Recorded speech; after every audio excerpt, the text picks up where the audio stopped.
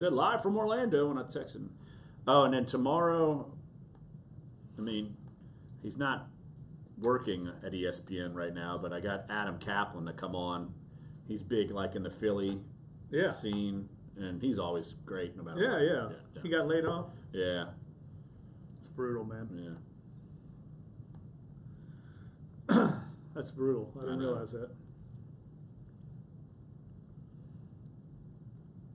Yeah, well, now all of a sudden, all my players for the finals. I knew you were going to be dying. Like Todd Gurley. That's why you don't have a Super Bowl in Week 17. I'm gonna have to ride his freaking Blake Bortles because I know they're going to sit Ben Roethlisberger. They don't have anything to gain.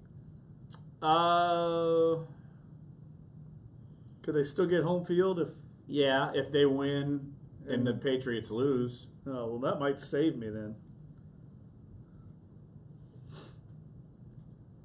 Undecided on resting starters against Browns. It's going to go to the last. Yeah, you're going to have to be like a hawk. And that's a noon game, so you better be up. Oh, yeah. Can't drink too much at Oh, I can. I'll do what I want. Burn Steakhouse. I'll do what I want. So I got a rental car, even though I know we don't really need one. When are you flying in? I'm flying in Friday night. Going to visit some old buddies from the St. Pete Times. So I'll be hanging with them on Saturday, and then cool. So I could get you guys to the airport if you want, or you could do. I mean, it's like right around the corner. But at least I'll have a car we can all ride to the game together, even though I know it's close. Yeah, but it's cool. It's such an easy, Yeah, it's such I got an an easy SUV. That's like the easiest setup there is. I know, I love it. That's why I never get bummed. I'm like, I'll go to Tampa. All right. Yeah, Tampa's a great trip. Yeah. Everything's convenient. Mm-hmm. Airport's good. It's a really good airport. Yep. Party. Right, thanks, Studley. Wow. I'm not going there again. Yes, always.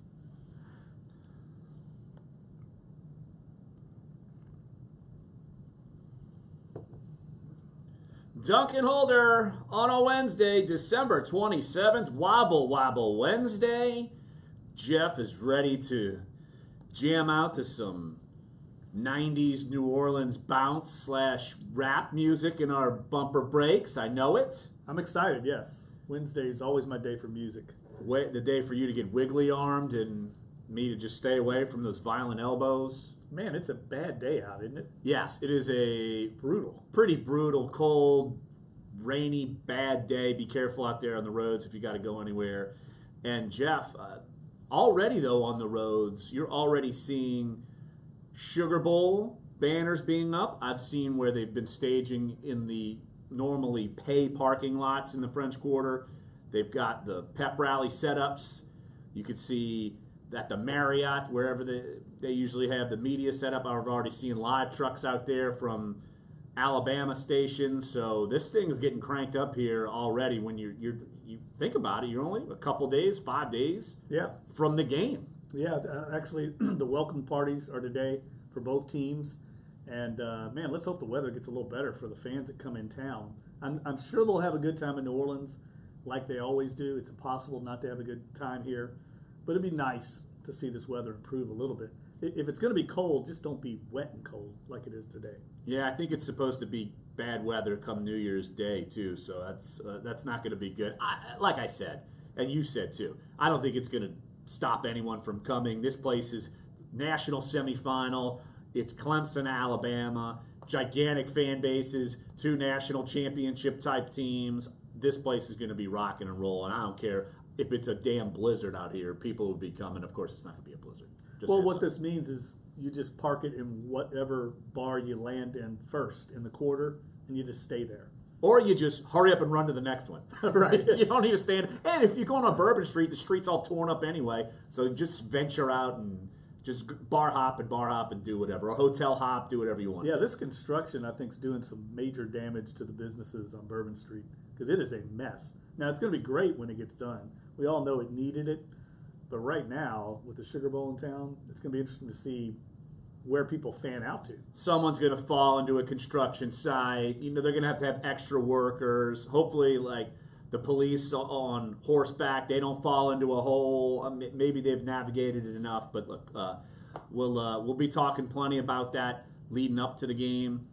Even though, of course, Saints Tampa Bay, biggest game that we're kind of paying attention to. You cannot forget about the National College Football semifinal, and we'll talk a little bit about that with our own Ron Higgins, LSU SEC columnist for NOLA.com and the Times-Picayune. We'll talk with him in about 12 minutes. He's already in Orlando as LSU will be taking on Notre Dame in the Citrus Bowl. And Jeff, you and me will be an hour away the day before. I'll be flying back. You'll be flying back too on New Year's Day, and you'll be covering the Sugar Bowl. But Ron, and of course, Andrew Lopez, all of our gang who covers LSU, they'll be in Orlando for that game, so we'll talk with Ron about that.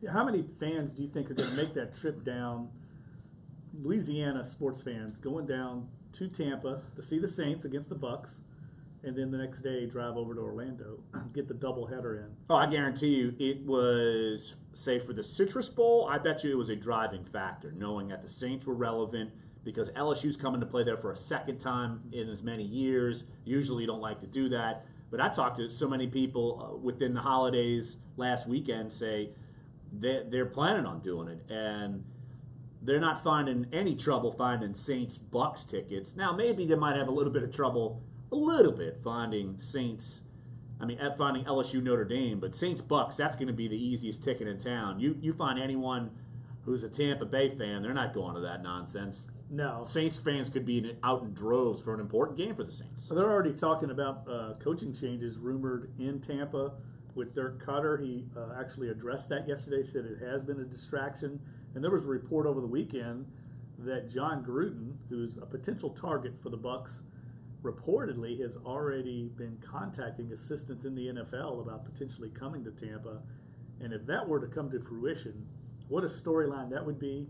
John Gruden back in Tampa, where he was just inducted, I think, into the Ring of Honor, the club's Ring of Honor, and also coming back in the division where he would be rivals with Sean Payton, who he basically got started in the coaching business. They're very good friends in the coaching business, would set up for some epic matches in the division going forward.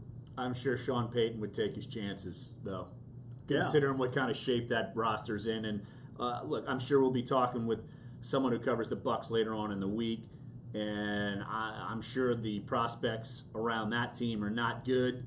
And it's funny, one of our colleagues at NJ.com who's been on the show, James Cratch, who covers the Giants, he was writing a story about how Steve Spagnuolo's led defense is on the verge of finishing dead last in the NFL, and the one team that can save the Giants from being dead last in the NFL is the Saints, because they're going up against Tampa, and if they could roll over Tampa and put up 500 some odd yards and tons of points, it would save Spags from having the worst defense in the NFL. So all kinds of karma rolling around here with the Saints and old Spags, Scott Shanley's best friend. And what about yesterday, Landon Collins calling Eli Apple a cancer on a radio program? I think they're still playing, aren't they, both those guys? Yes.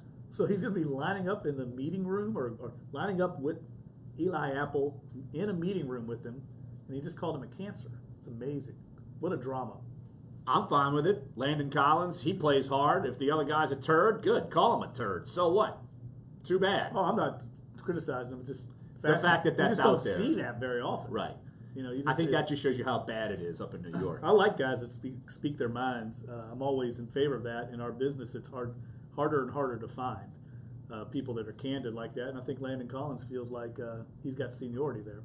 Yep, and Nick Saban currently talking to the media right now as far as the Sugar Bowl goes. So that's, as you said, Jeff, cranking up today. So you'll be seeing, I know there's a Clemson bus outside of one of the hotels on the convention center already. And so, yeah, you'll be seeing all that come into town in the next day or so. But like I said, the media is already here in droves. So be on the lookout for a bunch of people who are lost with notepads and maybe cameras. And if they're in the street, try not to hit them with your car. Just saying. They just might just be meandering. I don't know where the two media hotels are. I know usually the traditional home base is right down on Convention Center Boulevard.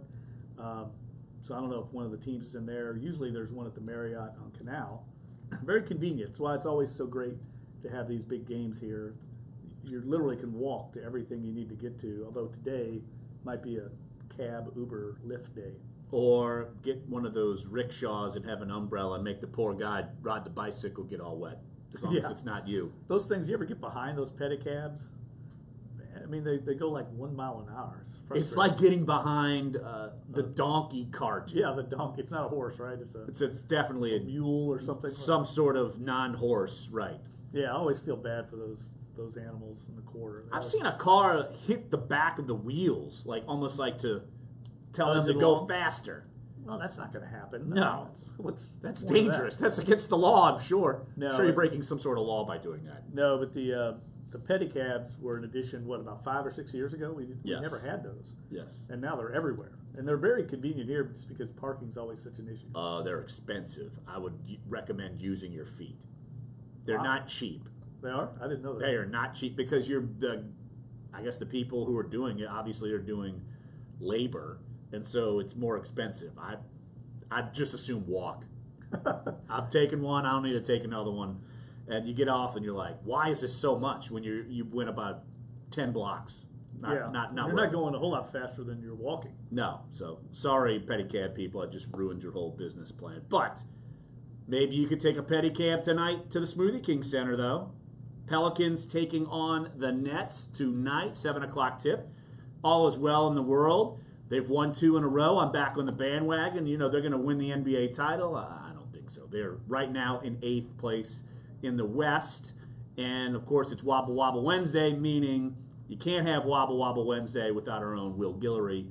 Covers the Pelicans for NOLA.com and the Times-Picayune. He'll talk to us about tonight's game and the stretch. He wrote about it, and Jeff, you retweeted his story earlier today, how this stretch is a winnable stretch, especially at home, coming off of 2 good road wins, and they weren't just on the edge of your seat squeakers. I mean, these were convincing wins against teams you should beat, so they've got some positive momentum going into this matchup tonight. So we will talk with Will Guillory about that. And, of course, we'll have some time. Take your phone calls if you want to get involved in the show. 504-260-1280 is the number to get involved in the show. So why don't we take a break right here, and when we get back, we will head to Orlando, Florida, where our own Ron Higgins is, as he's preparing to cover LSU Notre Dame in the Citrus Bowl. We'll also talk with Ron about LSU basketball. They're coming up on SEC play pretty soon. I think they've got one more game. I think it's against Memphis, and then they take on Kentucky. Jeff's boys to open SEC play coming up here real soon. So I know you're fired up. You can't wait for Kentucky to come back. Well, Kentucky plays my alma mater Friday in the big Battle of the Bluegrass. Well, didn't they go down here in New Orleans? Yes, UCLA beat them, unranked UCLA, with a big upset. Probably not good for Louisville's chances.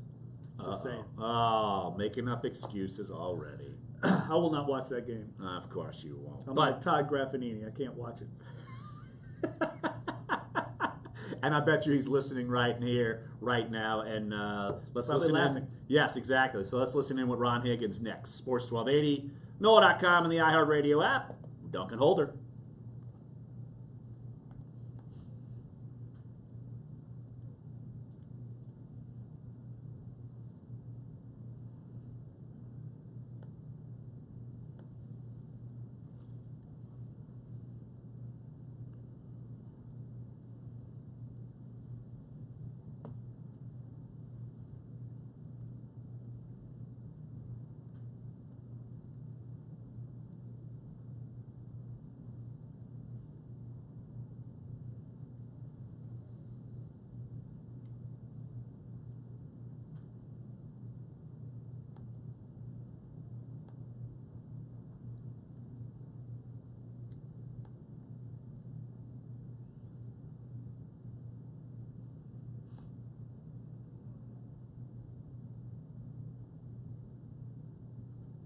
$11 a.m. Eastern. Nice.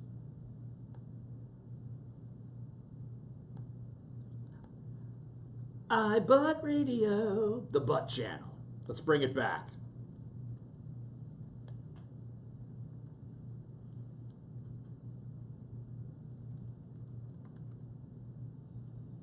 And you know, it would be a great Christmas gift for Big Butts, the butt pick.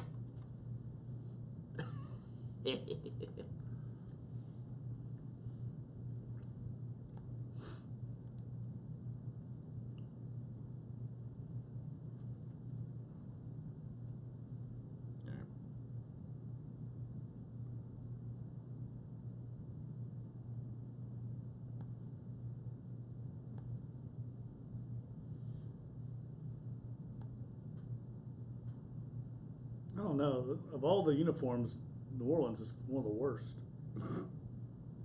It's like the same uniform they have. It's Mardi Gras. Todd, I am listening, damn it. I can't get it to print out, man. I want to print it. I'll do a screenshot. We'll probably need to get Todd on tomorrow. I think they play Temple. They start AAC play. Yeah, you know, and I'm going to have dinner with 40 this week. I can get 40 to talk about the game. He's in town. Oh, yeah. You know what I mean? We Pick need a to get day. somebody to talk to Sugar Bowl. Friday we can talk. That's what I mean. I'll talk to him about coming on just Friday. pick a day.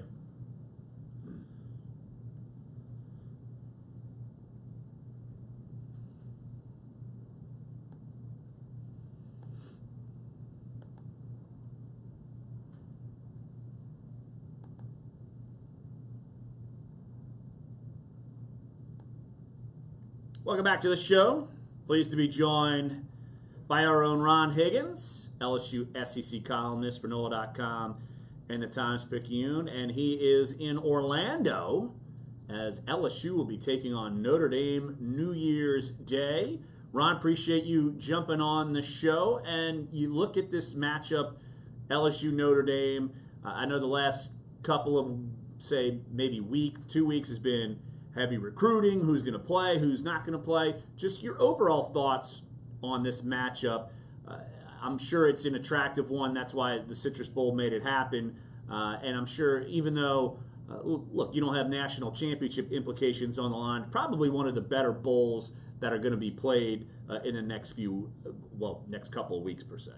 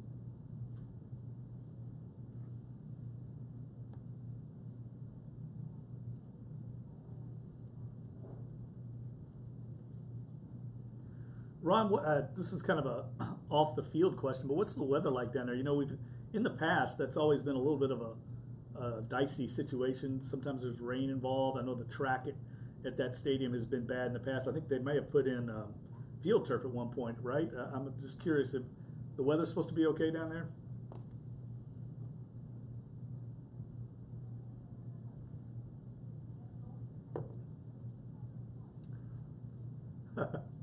Thank you.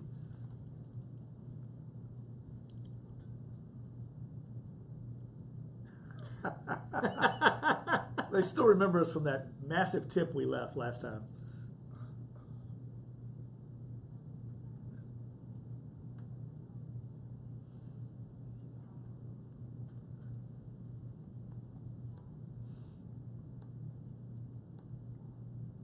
Right.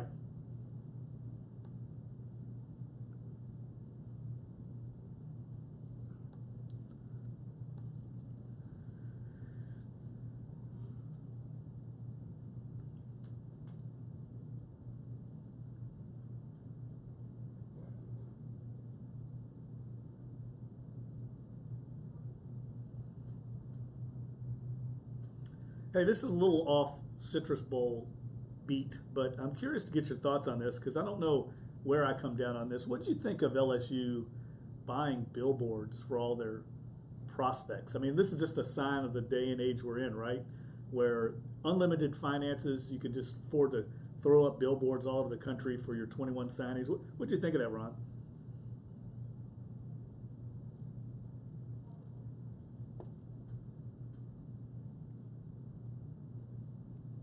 Right.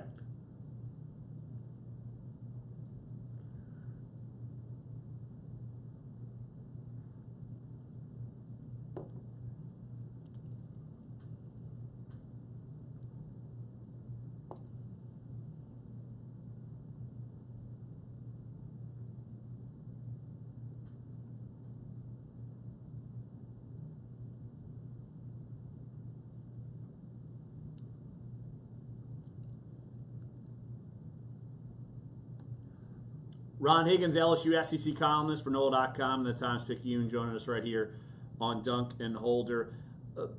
Ron, what do you make of Arden Key not playing in the Citrus Bowl?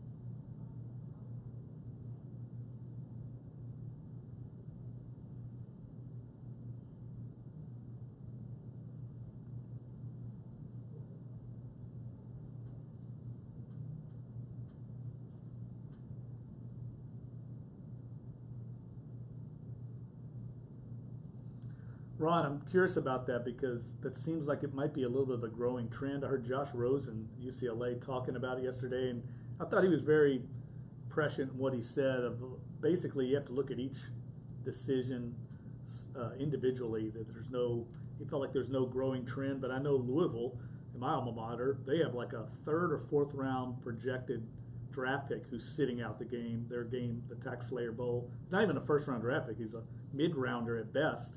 And he's decided to sit out. I'm just wondering if this is something that is growing in the minds of some of the players, or if it's, in the case of Arden Key, who's probably a first-round draft pick, looking ahead for his future draft position. What do you think about that?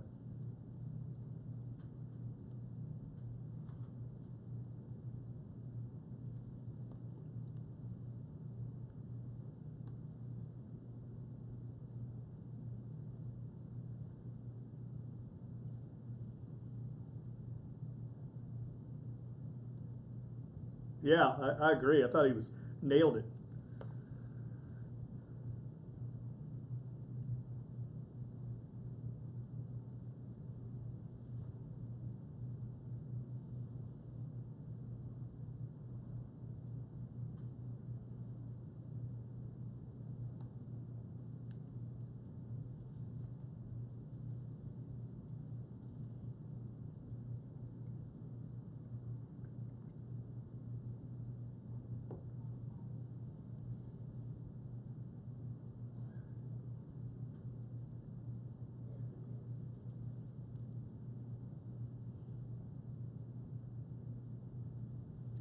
Yeah, you would think the bowl would actually help him. Why would you risk that? And yeah, I think that's going to work negatively against typical Louisvillian though. Well, yeah, I could see. I just see a what first happens. a first rounder for sure. I could understand. Like in the case of Leonard Fournette last year, also he's banging. He's dealing with an injury that could affect him.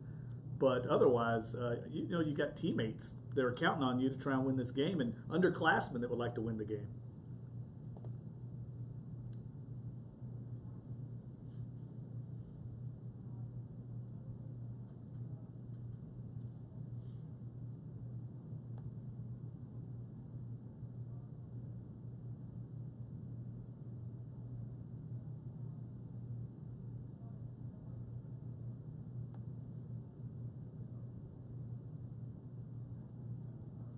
Ron, let's switch gears here. LSU basketball. The fact that I'm even bringing this up to you at this point in the year is a good sign. They're 8-3, and they take on Memphis tomorrow night, and then a week from today, they will take on Kentucky at the PMAC to open SEC play.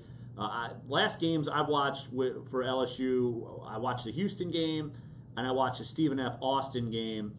And even though they lost, I don't think that's a bad loss because I think Stephen F. Austin is a very good team. Just your thoughts on them heading into the Memphis game, and then what kind of shape are they in heading into SEC play?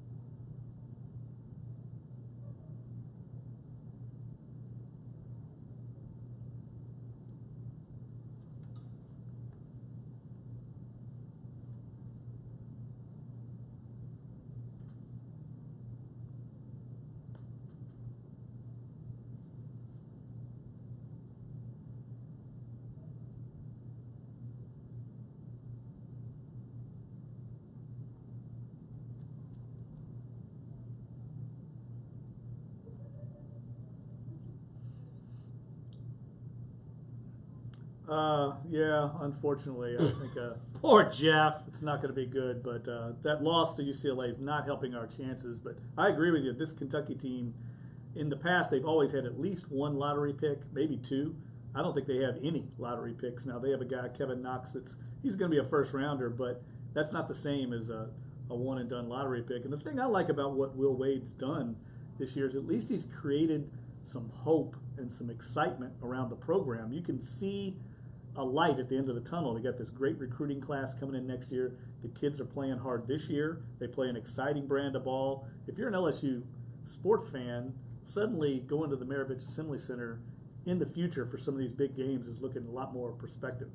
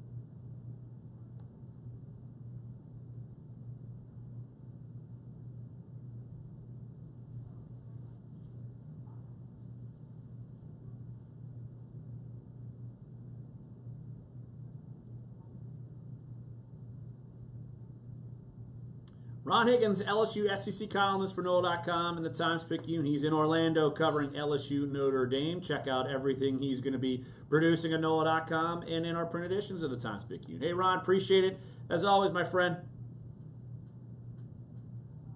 All right, Thanks, Ron. That's Ron Higgins breaking it down. And, look, I agree. The fact that, and we've talked about this, and we're going to have our buddy Todd Graffanini on tomorrow because he's up in Philadelphia right now.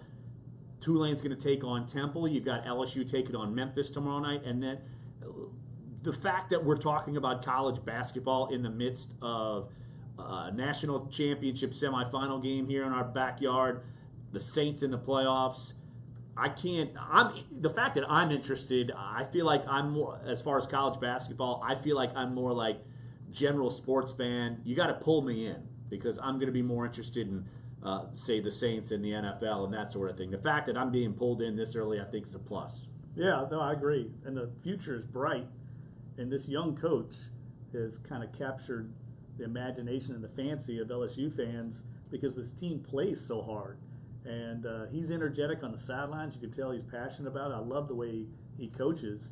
And that was a great hire by Joe Oliva. Now, he's had a checkered past with his hires, but he looks so far to have hit a home run with Will Wade. I would agree. So why don't we take a break right here on the show? Don't forget, in about an hour, we'll talk with Will Guillory, covers the Pelicans for NOLA.com, the Times-Picayune. And top of the 11 o'clock hour, Jeff, I want to get into something that's an interesting philosophy that's going to be going on with the Los Angeles Rams this weekend. One that you're going to be pulling your hair out because it ruins your fantasy football team. That hashtag, nobody cares about your fantasy football team except you. No doubt, but it is a fascinating situation that's developing now in this final week of the regular season of the NFL, and it will affect the Saints. We'll talk about that in the 11 o'clock hour. Also, Sean Payton addressed the media earlier this morning, and he had some interesting things to say about fantasy football, and I know Jeff and myself are going to agree probably 10,000% with what Sean Payton had to say. So come on back. Sports 1280, NOLA.com, and the iHeartRadio app.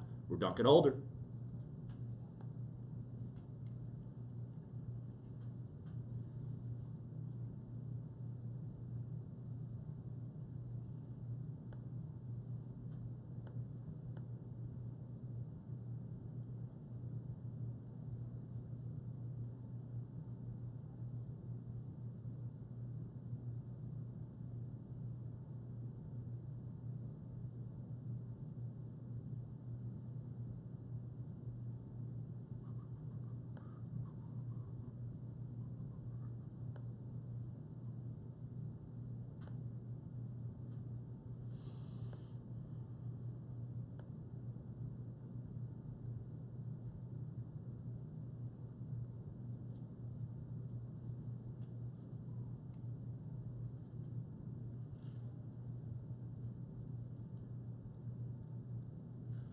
Yeah, he had high praise for Rankins.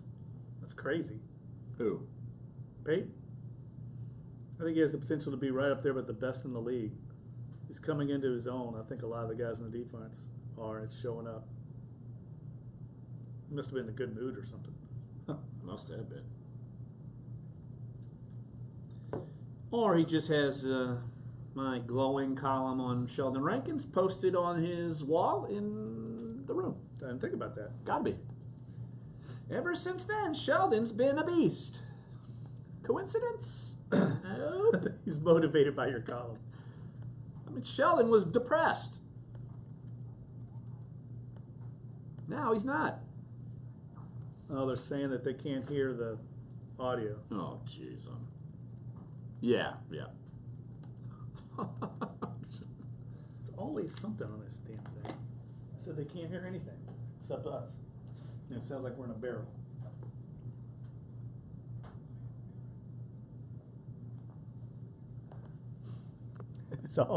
It just drives me berserk, man. Like it. Yep. Nothing changed. Absolutely nothing.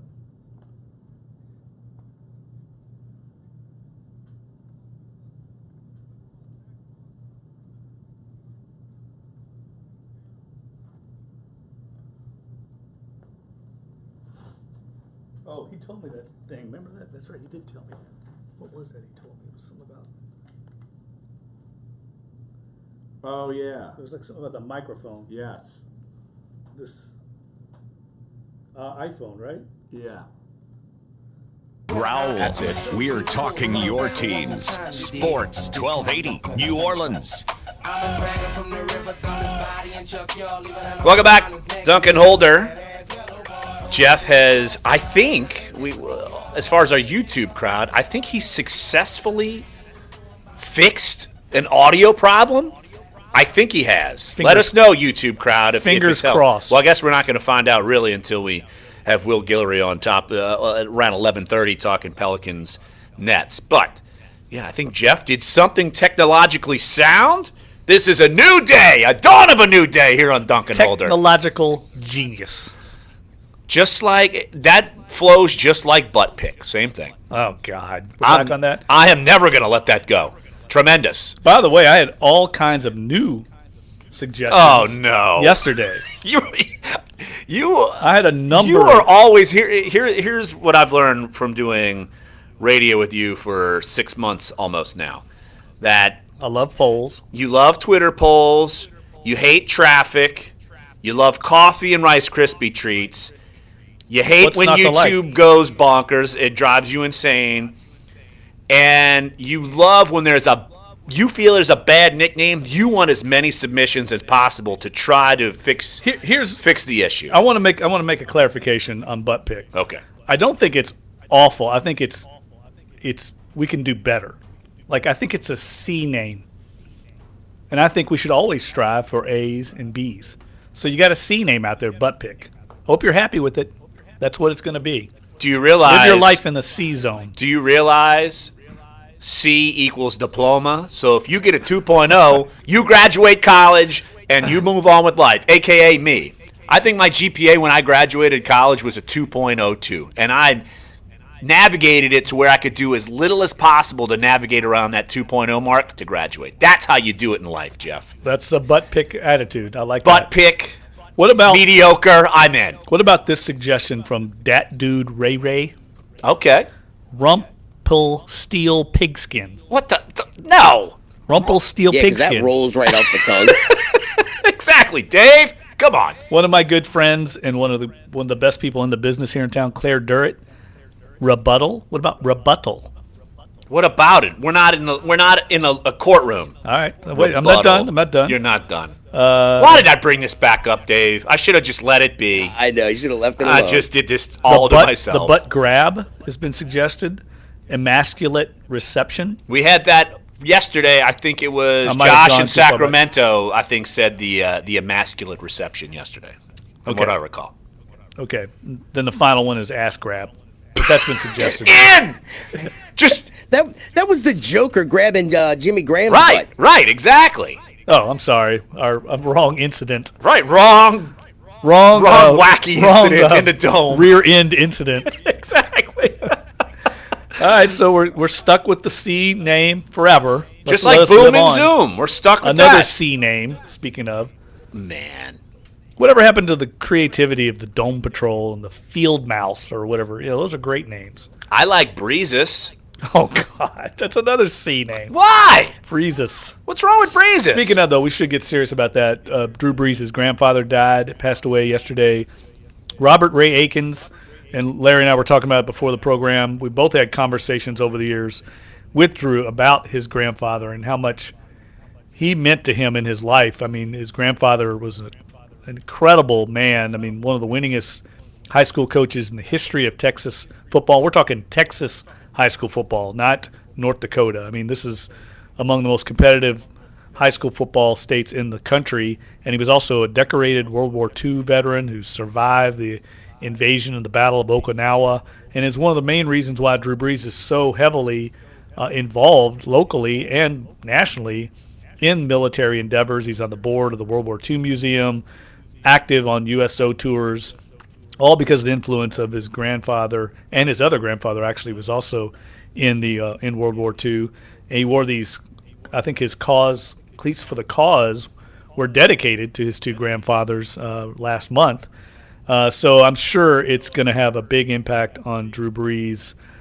His grandfather was 92, and I know that Drew has spoke glowingly about his grandparents and how close he was to them over the years, And one of the main reasons why he got involved in football was his grandfather. Absolutely. Look, his grandfather is in the Texas Sports Hall of Fame. And, look, I lived in Texas for 3 years, and Texas high school football is as big as it gets.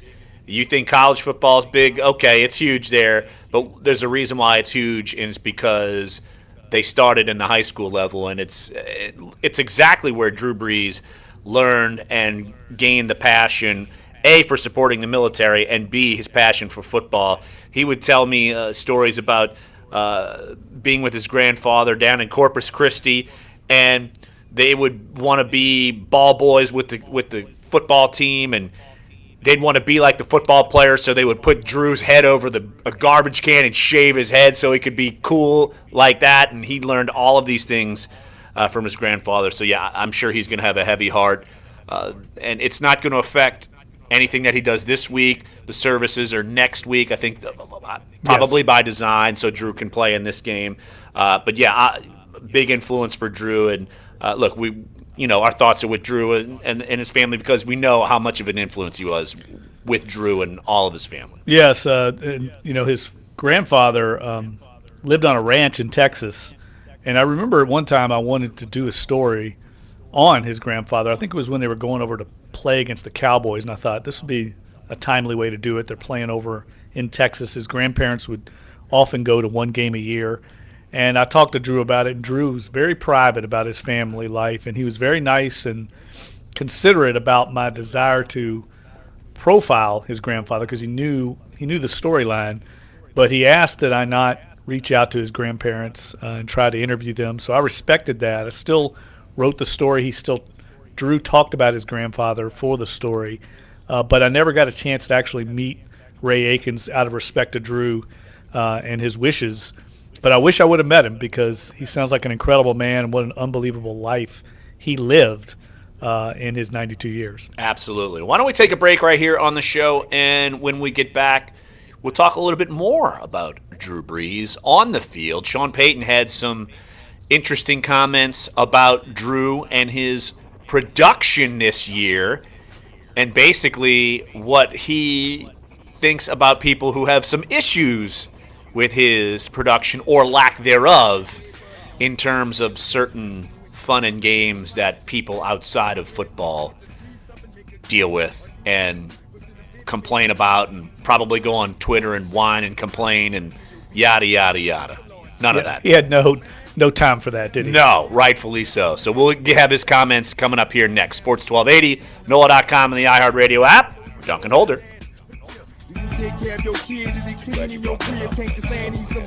Corey Johnson. Kamara can run between the tackles and is physical. And I would say Ingram hits the holes and hits the defensive linemen and linebackers at least as hard, if not harder than Kamara. But Kamara is like Teflon, man. So the they audio can't sounds tackle better? this kid. Yeah, it's it's a nice fixed. dynamic Jeff duo. fixed it. Immediately it's Corey fixed. Johnson So now we know. That you know. We needed to know I was know. one thing. On Sports 1280, Exactly. New Orleans. So frustrating. Why would he even flip? It Battle makes for no- Stardom like, is a new his head-to-head phones are singing stupid. competition on Fox. 4 amazing Perfect. singers. Every week, they'll face off against new challenges with the superstar panel of hitmakers. Yep, and look, Sean Diddy Combs, now the watch, DJ it all Khaled, jumped back. Megan Right, Trainor, Charlie Walker, and hosted by Fergie. The prize is the panel. They become the winner's dream team I like working to Booty make them a Snatcher a lot star. more than I like The winner will also Butt- be named Butt Dick. iHeartRadio's On the Verge artist. The 4 Battle for Stardom, premiering Thursday, January 4th on Fox. It's that time. Countdown time. Relive the year in music Joni with agreed. Booty Snatcher iHeartRadio. sounds Check like out a Beyonce 6 Cents with Nikki Sixx as he plays the biggest hits of 2017. Plus, we have playlists of the top 100 songs of the year for rock, alternative, pop, and more. All the music you need to remember 2017 Yeah, we and did get not you set for print 2018 a paper. right in your pocket. All your favorite Miranda music, emailed me back. all your favorite Says it's just an stations, all e-edition. free. So I could email the guy. There's a girl in PDF, El you can Salvador take it and who get dreams printed of if you becoming an want. engineer. There's an elder They'd make in a poster out Uganda of it. who dreams of having a community to call his own. No two dreams are the same. He Help said one that the person reason achieve is this they weren't. at unbound.org. It was going to be street sales only, and almost every store was closed. So there's no reason to. This is Dunc and Holder on Sports 1280, New Orleans.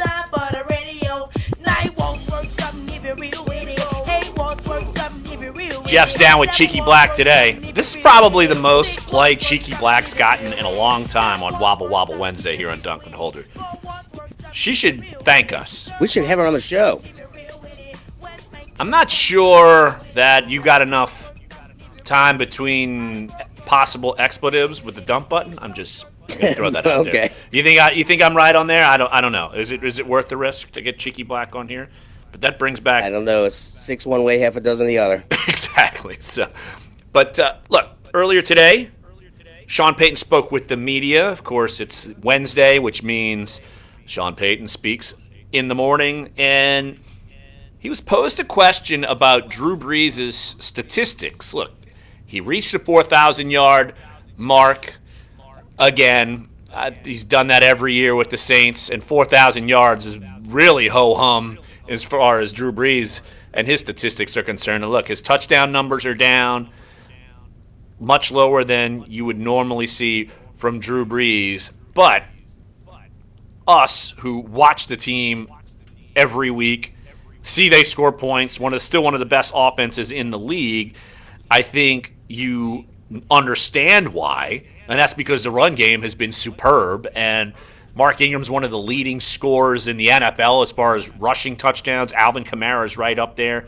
And so people in the fantasy football world are probably griping about Drew Brees because he's not putting up 40 touchdowns and 5,000 yards and not giving you extra points, and you might not have won your fantasy football league, and now you're crying in your soup. Sorry.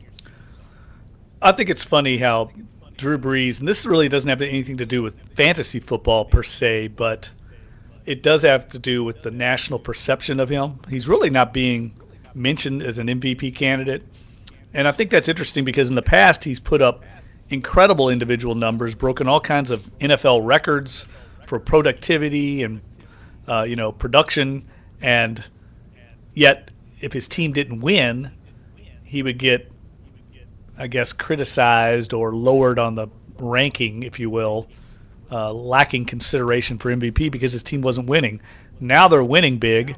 His numbers are down, and he's not being considered because his numbers aren't as up. I mean, it's like one or the other. What does he have to do? Does he have to throw for 8 million yards and then go 14-2 for him to win the MVP? Essentially, that's why in 2009 he was up there. 2009 his numbers weren't that gargantuan. 2011 they were monstrous, and of course he finished runner-up to Aaron Rodgers that year. Right. He was the Saints were 13-3, set all these records, but Aaron Rodgers had perhaps the greatest season ever by a quarterback in the NFL. Hard to top it, but the Saints were bigger winners than the Packers that year. But Sean Payton was asked about his lower numbers, and Sean Payton's quote was about as spot on as humanly possible. Quote, "We're not in the business of playing fantasy football. We really aren't. We're in the business of winning. So if that upsets all the people that have a player on our offense or defense or somewhere in the fantasy games of the world, then that's tough. But our job is to win, and that's probably one of the first criteria that you're graded at as a quarterback, and he knows that." I don't think Drew Brees is complaining about his numbers at all. I think he feels that this is an incredible way to win football games. And let's be honest, when he's up at the line of scrimmage and he sees all these plays working, and if he's going to audible to a play, it's more than likely he could audible to a little screen pass, he can audible to a run because it's so effective. He couldn't care less about this stuff. It's one of the reasons why the Saints are so successful is Drew Brees' ability to get to the line of scrimmage and change the play or go to the run-pass options. And he's so proficient under center at recognizing defenses, how teams are trying to defend them. And it was one of the reasons why when we talked about it on the program before, why the Rams, I thought, had such a good game plan for him, because they were kind of changing at the very last second. That was Wade Phillips.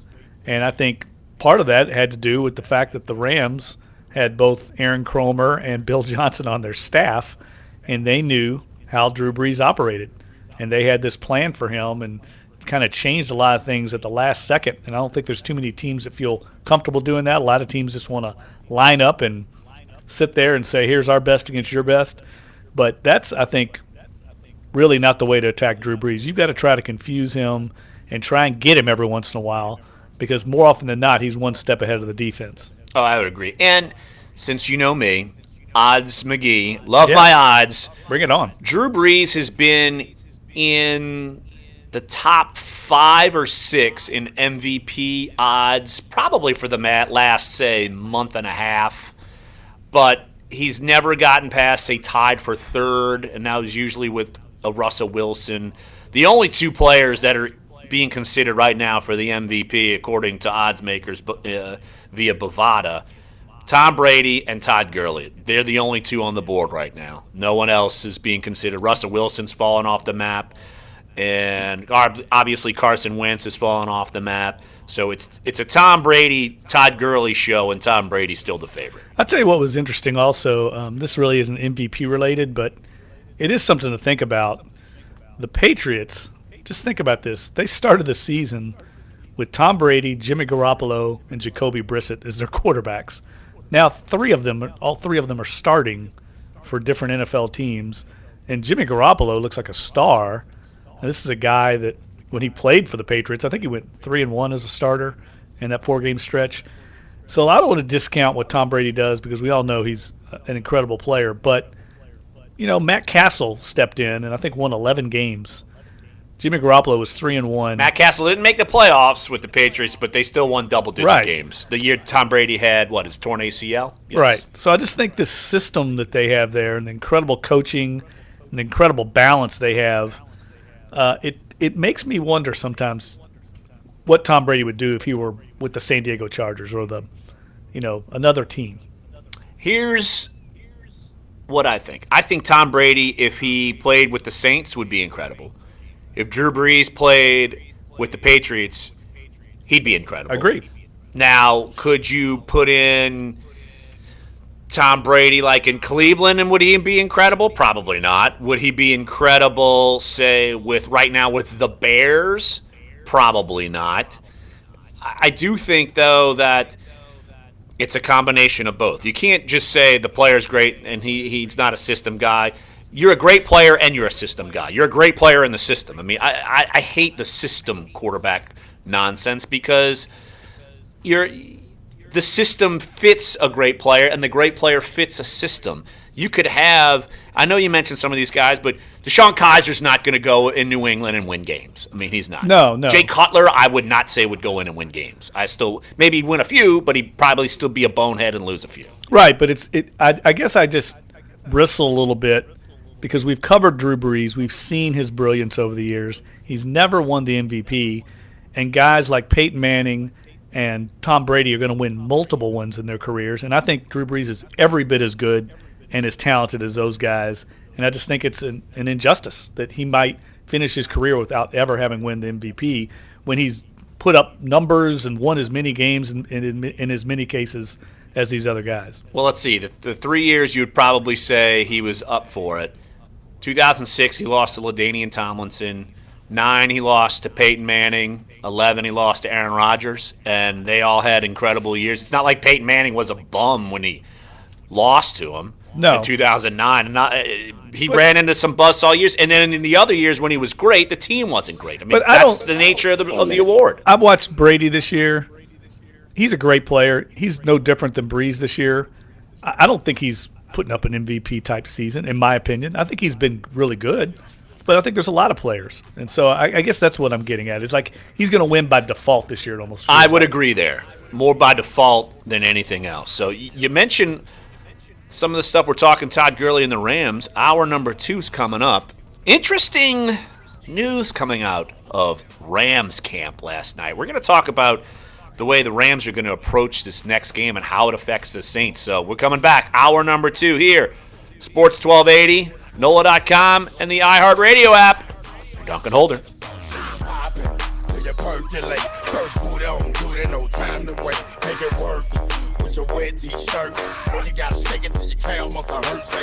I didn't know how much time we had left. I heard Dave say something, and then I was like, oh, God, I lost track. I don't know what he said. Better get out. I was just like, ripcord. We have to listen to the music. That's what I figured. It was a good song, so we could listen. At this point, I kind of want to smash the TV. But instead, I went to iPlay.com and downloaded the app and play new and classic games on my computer for free. No sign up and no credit card required. Nothing like a good mystery to take me away, but I don't have time for a movie or a novel. So instead, I'm into the latest iPlay games in the Mystery Case Files Adventure series. And when I need a classic, Agatha Christie murder mystery games hit the spot. I get my mystery fix and come away thinking more clearly. No Wi-Fi? No problem. With the free iPlay app, I can play my games offline and tune out. I'm so glad I went to iPlay.com and downloaded the app. It's my daily sanity restoration. I play every day.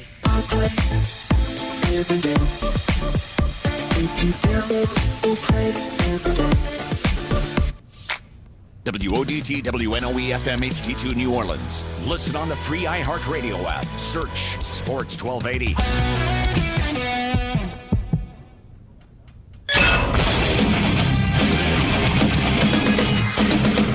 Fox Sports Trending now. Starting with news from the NFL, the Patriots have signed former Steelers linebacker James Harrison, who was just released by the team over the weekend. Played 14 years with Pittsburgh. Paxton Lynch will get the start at quarterback for the Broncos this weekend against Kansas City. Couple of notes from the coaching realm. Cardinals coach Bruce Arians does not plan to step down at the end of the season, as reports had indicated yesterday. In fact, he called those reports, quote, fake news, end quote. Jerry Jones says Jason Garrett's job is safe, adding that, quote, it's not in the best interest of the Cowboys right now to be considering a head coaching change, end quote. 78-year-old K-State coach Bill Snyder says he hasn't made a decision yet about his future with the Wildcats. Meanwhile, Astros MVP second baseman Jose Altuve has been named the AP's Male Athlete of the Year, finishing right behind Altuve, Tom Brady, and then LeBron James. I'm Deb Carson. We are Excessive video gaming. All right, 4.5 minutes. Mental disorder. The World Health Organization says playing video games for hours on end could be a sign. It's adding what it calls gaming disorder to a draft of its disease classifications. The draft says gaming becomes more than just a hobby for people who can't control how often they play or who can't seem to stop. The WHO draft says gaming disorder can impair a person's ability to function at school, at home, at work, or in their personal lives. Health officials say a mumps outbreak in Anchorage, Alaska is showing no signs of stopping. The State Department of Health and Social Services says it's recorded 104 cases of mumps in Anchorage since May. Officials say they're looking at another 18 cases that may also be mumps. Alaska health officials are urging people to make sure their vaccinations are up to date. Health updates, Sarah Lee Kessler, NBC News Radio. How you going? I've been going great ever since I discovered a fantastic way to relieve all those cranky muscle aches and joint pains that really slowed me down. New Raging Kakapo Pain Relief Cream. Raging Kakapo Pain Relief Cream contains not one, but 2 active pain-fighting ingredients that work fast to give me lasting relief right where I need it. Plus, Raging Kakapo contains the best of nature, really good stuff from the land down under, my home sweet home. Raging Kakapo is non-greasy and has a pleasant, fading, mild scent. When I put it on, I feel fast penetrating pain relief. Raging Kakapo works for me. It'll work for you too. If it didn't do the job, would they back it with a 100% money-back guarantee? Come on. Try Raging Kakapo Pain Relief Cream today and do what I do. Rub on the po and go, go, go. Raging Kakapo Pain Relief Cream. Funny name, serious pain relief. Available at H-E-B, Amazon, and RagingKakapo.com. RagingKakapo.com. The sum above difference is options. At Jersey Mike's, you'll find all kinds of chicken cheesesteaks. Some Philly, some bacony, all fresh off the grill tasty. Jersey Mike's. Be a sub above. Every day. Free to download and play every day. At this point, I kind of want to smash the TV.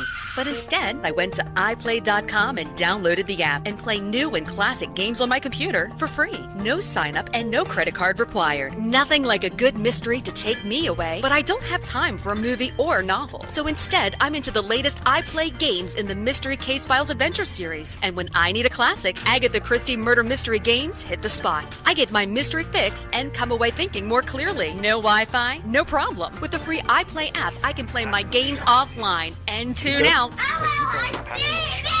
I'm so glad I went to iPlay.com and downloaded the app. It's my daily sanity restoration. I play every day.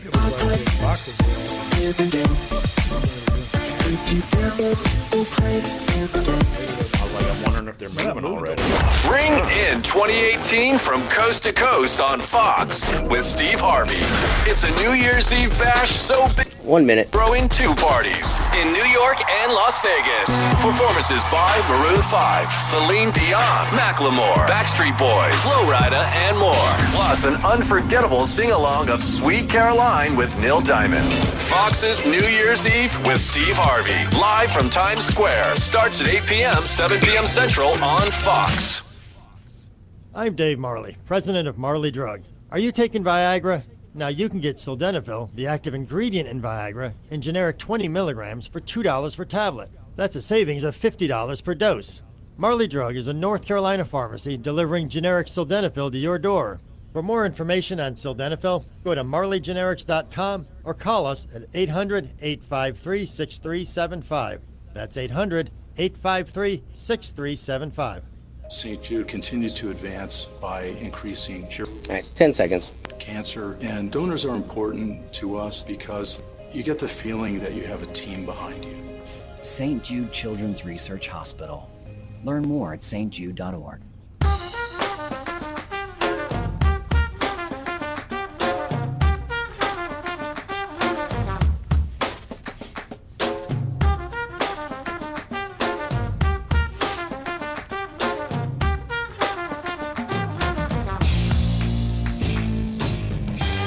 Dunc and Holder, hour number 2 on a Wobble Wobble Wednesday, December 27th. The weather is pretty much garbage outside, so be careful, bundle up, avoid any rain, drizzles, mist, whatever you can do. Stay dry and tune in right here on Sports 1280 and on NOLA.com and the iHeart Radio app. Well, Jeff, we know the Saints aren't going to be resting anyone. Well, they may rest, say, Teron Armstead, we think. I'm curious to see what happens as they open practice today. Of course, he left last week's game against the Falcons with a thigh injury. Maybe the Saints figure they can survive without him. We've seen that a few times this year where maybe the Saints didn't rush Marshawn Lattimore back. They held back on Ted Ginn. They didn't play Armstead a game. They didn't play Pete a game even though they dressed out. So maybe the Saints will do that. But they're in full thrust mode as far as they've got to win the NFC South, secure a home playoff game. By doing that, you're going all out against Tampa on Sunday.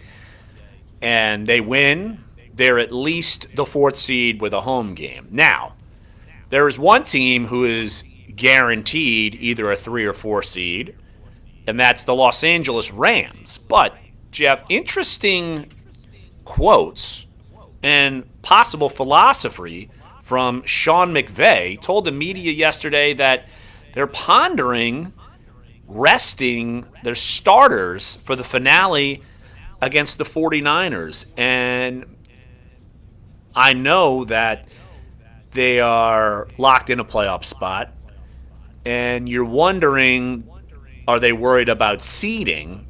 And maybe there's a little gamesmanship of who they might want to play. Maybe they feel confident. And here's Sean McVay's quote. I'll just read it.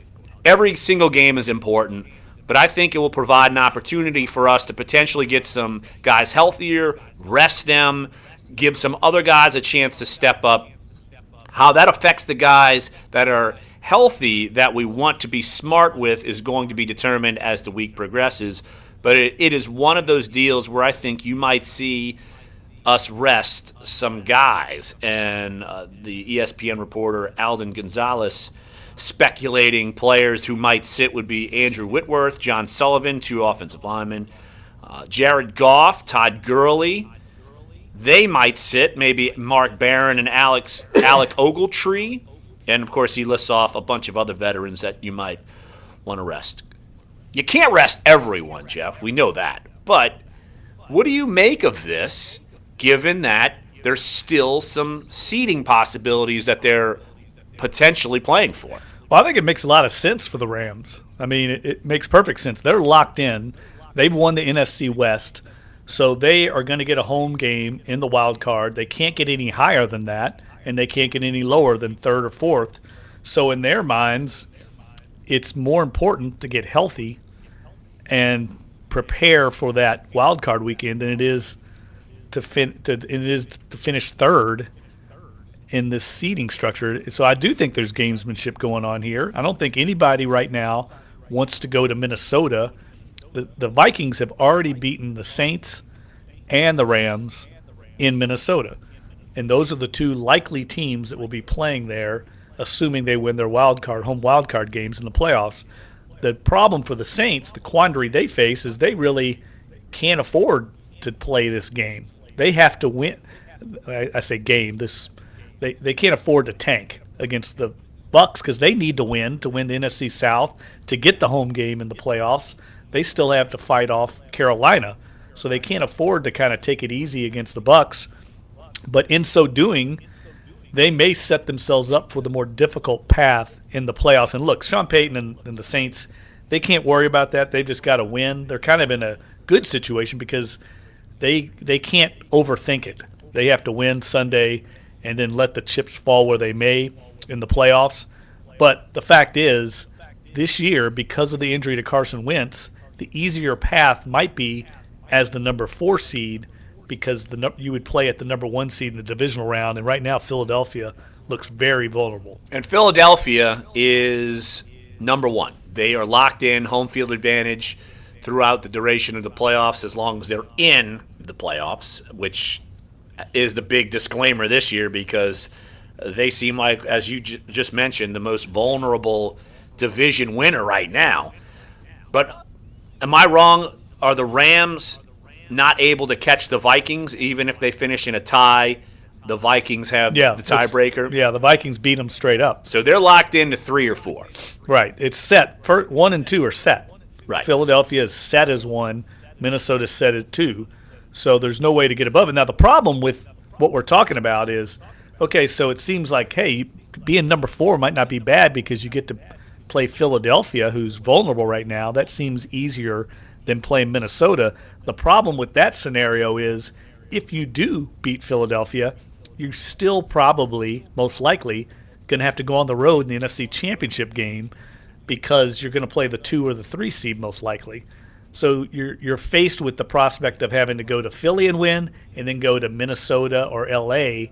potentially win. The only way you would get to host the NFC Championship game is if the wild card team won that other side of the bracket. Right. Well, so the Rams, if they do this, would essentially be sacrificing a possible NFC title game because if they go to the 4 seed and the Saints are a 3 seed, if by some crazy thing happens, the Saints win out and get to the NFC title game and the Rams win out, the Saints would host the Rams in that scenario. Right. That's why I think in some ways, if I'm Sean Payton and the Saints, and I know they're not thinking about this, that's way far down the road, but I kind of like the scenario going to Minnesota and you kind of got a one shot if you beat Minnesota in that divisional game, and all the pressure is going to be on the Vikings.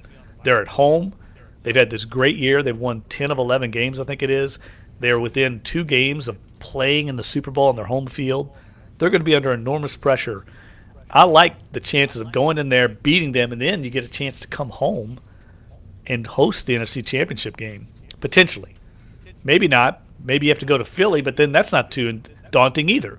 So you either get to host the game if you beat Minnesota or you go to Philly. I kind of like that path better just because I think it's easier to win on that path than it is to go to Philly and then go turn around and go somewhere else and win 2 road games. Well, I still think that all the pressure is on Minnesota right now, all of it, because of what you mentioned as far as the Super Bowl is in their home, and everyone's seeing Minnesota likely, I would say, as the favorite in the NFC right now. Would you agree with that? No doubt. Now, would we be able to say, okay, the Saints beat the Vikings? Would it be a small upset? Yes, but it wouldn't be a stunner. If the Rams got to the Super Bowl, would it be a small upset? Yes, it wouldn't be a stunner. But the Vikings you would point to as the favorite, and I don't care in which round the Saints would play them. I think all the pressure would be on the Vikings, period, because they would be playing at home, and say Philly, they'd have to play at home throughout the entire time. And I understand that the Vikings beat the Saints the last time they played. I think the Saints are certainly a different team. Now, can you argue that the Vikings are a different team? Maybe. Case Keenum, Sam Bradford. Look, Sam Bradford played awesome when they played the Saints. Case Keenum's played very well. Do I think their running game is that potent? I don't really. I think the Saints wouldn't have that much problems with Latavius Murray as opposed to, say, a Dalvin Cook if he was playing. And he'd be among, say, one of those Rookie of the Year candidates likely. The thing is, the defense versus the Saints offense would be a key matchup. And Mike Thomas is playing well. Alvin Kamara was not Alvin Kamara at that point. Mark Ingram was not Mark Ingram at that point. We were wondering about Adrian Peterson. What was he going to do? That equation has obviously been simplified. So I think all the pressure will be on Minnesota. I don't care when the Saints play them. And if you know the history of the Vikings and the fact that they've never won the Super Bowl and they have this history of always losing when they get on the cusp of the Super Bowl, I know because one of our friends, Brett Anderson, works with us here. He's a Minneapolis native. I have a friend in town, Jeff Wilson, who's a Minneapolis native. Our own Josh Katzenstein spent a lot of time in Minneapolis. And they will tell you, there's a lot of like old ghosts that come up when the Vikings get in the playoffs, and there's a pressure to win there that's going to be endemic when they play, whoever they play in the playoffs. And I think it could turn on them. I really do. It's very similar to when the Saints were in that NFC Championship game here against the Vikings, and everybody just wanted them to win and get to the playoffs, get to the Super Bowl, and there was so much pressure on the Saints to win because it was here at home. I think the same is going to be true of the Vikings. And you want to speak of a ghost. Imagine if the ghost of Tracy Porter shows up on Case Keenum and it's Marshawn Lattimore and he picks the ball off and Marshawn Lattimore is a monster, or Ken Crawley or someone like that. You know those ghosts are going to be flying around. Heck, the radio announcer, Paul Allen, would probably be seeing ghosts in his head calling the game. He's like, I just remember, this isn't the damn Lions, this is the Super Bowl. And he's screaming about Brett Favre. Right. And historically, painful call for the Vikings. Look, Case Keenum's played terrifically in this run that they're on. But he's never been in this situation before. He's never played in a game of that magnitude. And if he's matched up against number 9, I like the Saints' chances. And I really think, Larry, I'll say it right now, here we are in Week 17, I think there's going to be a lot of upsets in the NFC playoffs. I think it's quite possible that a wild card team could make the NFC Championship game. I think if Carolina gets in there, they're a dangerous team. I think even Atlanta. They can get hot with that offense. Seattle, they're experienced. I think there's going to be some upsets along the way, and it wouldn't shock me if Minnesota and Philadelphia both lost their divisional games. It wouldn't shock me at all. Well, if Minnesota would play against, say, the Rams, you know what? I don't know. I think it would surprise me still that if the Saints, I think they can beat the Vikings. I would be surprised if the Saints actually would beat the Vikings in Minnesota. I'd be surprised. The one thing is, we were both there for the opener. That place is loud. It's an intimidating place to play, and that defense is legit. And it's just difficult to move the ball on them, run the ball, anything. And protection issues. The Saints, we talked about it yesterday, they've got to get Terron Armstead back and healthy. He's critical for them going into the playoffs against the likes of Everson Griffin and Danielle Hunter. Yeah, absolutely. Dave in New Orleans. Let's get the phone lines. 504-260-1280 is the number to get involved. Let's take a phone call before we go to the break. Let's go to Dave in New Orleans. Hey, Dave, thanks for calling Dunc and Holder. What you got? Yeah, hey. The Vikings beat the the Vikings lost to Carolina. So if this weekend, if the Vikings lose this game and Carolina wins and the Saints lose, so it's kind of still a round robin of you don't know exactly what's going to happen. Carolina could end up with the number 2 seed. It's Dave, you're really right. Crazy. You're right. They're the only team left. I think we had the percentages yesterday. I always like to reference MakeNFLPlayoffs.com. They do like these calculations. I think the Panthers have like a 6% chance. Yeah, that's true. Of getting the number 2 seed. Everybody has to lose, but the fact that the Rams might kind of tank their game, but the Saints would have to lose to the Bucs, and I can't see that happening. I can't see that. I can't see it happening. But that's kind of that's not likely, but it's still really we don't exactly know. And the flex schedule, the whole thing, putting everybody at 325 with the with Seattle playing at the same time, so nobody can look over their shoulder. And I think that really changes the whole dimension of everything, because really.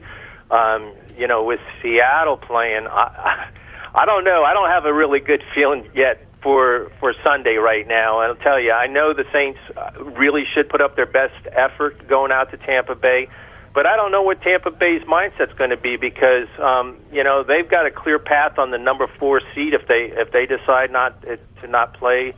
And that's a pretty valuable seed, really, looking at it going or the number 4 pick in the draft.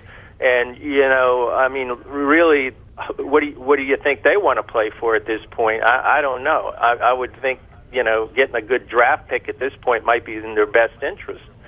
So, hey Dave, yep, appreciate the phone call. Good points. But here's my thing with the Bucs. You can't play to lose, because Dirk Cutter could be fired. Their GM could be fired. You can't be playing for any draft picks. I just think their bags are packed. I don't see any motivation for them. They kind of gave it the good old college try the last couple of weeks. You saw Jameis Winston go nuclear. I think that's right. After the last game. I think that's where their mindset is. And here's nuclear. The thing also, Dave. There is one. The Vikings play at noon on Sunday, and they're at home against the Bears. If they win that game, it doesn't matter what happens between the Saints and the Panthers. So the Vikings can lock it up early, the number 2 seed, just by winning against the lowly Bears. Exactly. So why don't we take a break right here on the show? In about 10 minutes or so, we'll talk with Will Guillory. Covers the Pelicans for NOLA.com and the Times-Picayune, and we got about 40 minutes. That's a pretty good job. Pretty good job, right? Pretty good, old Will Guillory here on a Wobble Wobble Wednesday. So come on back, Sports 1280, NOLA.com, and the iHeartRadio app. You're Dunc and Holder. I got a dilly, cause now I'm worth a million. That's a pretty good Get job. a rubber band, cause you can't put a rubber band around a million. Chris Gordy. The one and only Coach Les Miles jumping in with us this morning. Hey Chris, you got to get me on more often. This is too much fun. I enjoy you. You have a great perspective. So we're going to take one more break before we call Will, right? Yes. On Sports 80. New Orleans. The 4 Battle for Stardom is a new head-to-head singing competition. All right, minute and a half. Cool. Every week, they'll face off. I just shuffled some stuff around. A panel of hitmakers: Sean Diddy Combs, DJ Khaled, Megan Trainor, Charlie Walker. DJ Khaled is the panel. I've heard of They them, become the winner's dream team, working to make them a star. The iHeart Music Festival that they did one time, I can't remember which one it was. It was, I don't know, maybe a couple months ago. DJ Khaled pretty much wrapped up the show, and he walked down on stage. He kind of sort of did like a piece of each of one of his songs, but then he would call somebody else out to come on the stage, and he's like, "No, go welcome, blah blah blah," and like they had like 7 rappers up there on the stage. Everybody like sang like 2 or 3 verses, and then they just walked off. It was the most random, ridiculous thing. It's like, how many people can we get on the stage? Big deal. I think it was just being Drive really sounds like will a get pulled over. This message mayoral brought to you by press Nets. conference in New Orleans. Oh yeah.